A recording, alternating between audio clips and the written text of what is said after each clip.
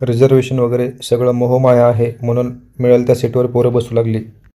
इथं ट्रिपच्या मध्येच annual एक्झामचं schedule आल्यामुळं निखिल विचारात पडला. गाडीची वाट बघू बघू वळे पाटील खूप वैतागला होता. जय महाराष्ट्र. भारत माता की जय. जय शिवराय. जय भवानी. चला आता आम्ही जाणार आहे थोड्याच वेळात. नक्की इकडे गडावर भेटू.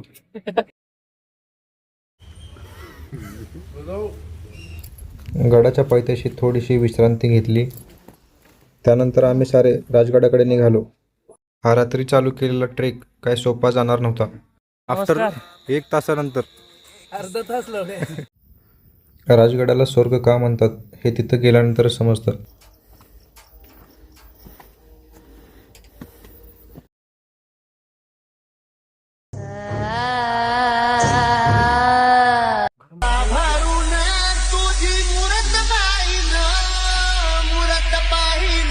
गडावरती गेल्या गेल्या सर्वात आधी पिण्याच्या पाण्याची व्यवस्था केली, कारण मास्टर शेफ प्रथमेश खैरेने मॅगी अतिशय उत्तमरित्या बनवली. मानसार ढौल मानसा डौल मोराच्या मानसा डौल मानसा जगरामाच्या बाणा.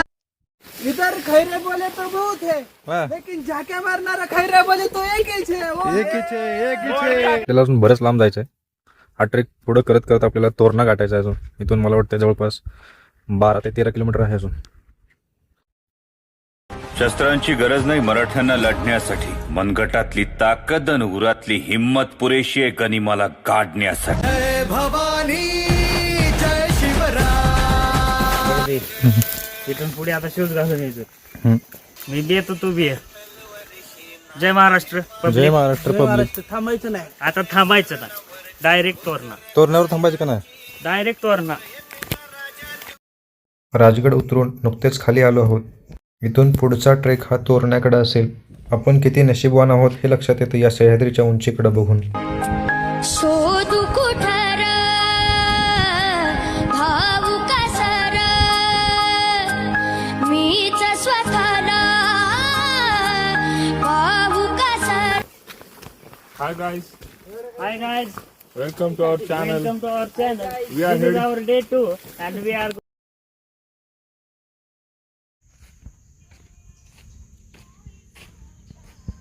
हे पोरानं गाडी आले उठ कसं आहे टॉपचा इसे टॉपचा.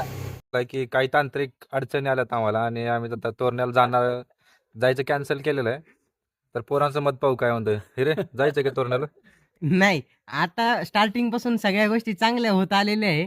आपल्याला तिथे त्या बसवाल्याने स्टार्टिंगला पण फुकटमध्ये सोडलं हा. आणि आता आपल्याला जायची रिवर्स जायची रिटर्न जायची वेळ आली आहे. बर. तर लकीली आपल्याला इथं बस पण येणार आहे 5-1 मिनिटात. तर आपण परत आणि दुःखाची बातमी ही आहे की उद्या आमचा पेपर पण अचानक झालेला आहे. त्यामुळं आम्हाला जाणं अपेक्षित आहे. गेला गाढवाच्या गाड. हे ते तोरण्याला आणि त्याला आम्ही सोडणार आहे. जाऊ दे चल.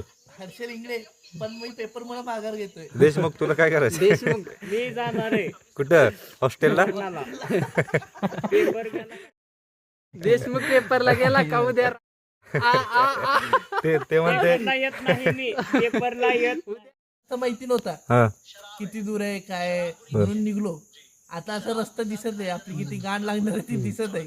सध्याची परिस्थितीवरून सांगतोय. मी तर जाणार आहे. मागच्या वर्षी आमच्या डोक्याला असं काय टेन्शन नव्हतं. Moral of the story. आणि moral of the story paper आहे. मोरल ऑफ द स्टोरी सगळं. आणि हा ट्रेक फक्त अशोक लांडे आणि प्रथमेश खैरे कम्प्लीट करणार आहेत.